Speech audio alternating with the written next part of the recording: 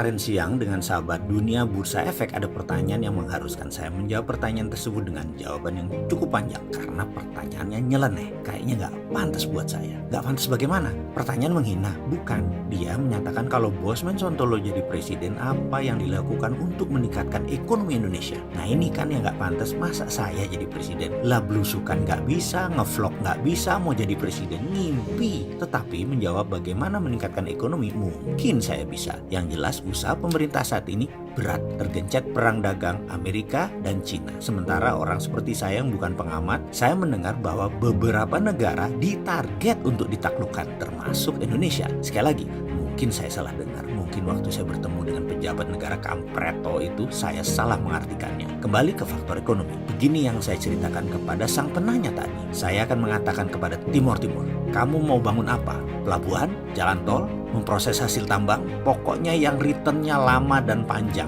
Jangan yang cepat, jangan yang ada revenue tinggi seperti cetak sawah, bangun pertanian, jangan seperti itu. Timor Leste tidak perlu keluarkan modal, investasi kecil aja paling 15%-an sebagai modal disetor. Indonesia menyiapkan tenaga ahli, procurement besi, semen, engineering design, sampai jadi Indonesia bangun pelabuhan, dam, dan jalan tol. Demikian juga Papua Nugini. Sama, kita tawarkan paket sepaket. Indonesia yang invest, barang Indonesia, tenaga kerja Indonesia, teknik Indonesia, Wika bisa, Adikarya bisa, swasta apalagi, semua bisa bantu. Target kita tahun ke-8 pasti kita sapu semua aset tersebut. Mereka nggak akan bisa bayar lah. Kita akan menjadi milik mayoritas. Tiru Cina di Bangladesh, tiru Cina di Pakistan, tiru Cina di Djibouti, membangun lalu trap, jebak dan ambil balik. Ada 14 negara yang kita target adalah tetangga terdekat dahulu.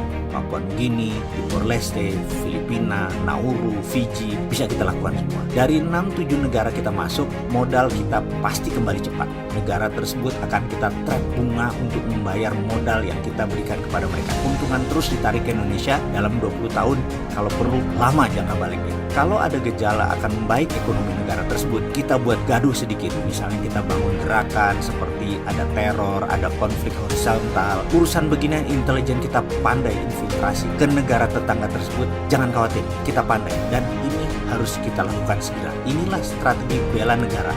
Inilah strategi peningkatan ekonomi yang namanya sharp power. Dan ekonomi Indonesia akan meningkat drastis dengan strategi ini. Kita akan pakai strategi sharp power tersebut secepatnya untuk meningkatkan ekonomi bangsa dan kedaulatan bangsa. Sekarang kalau perlu.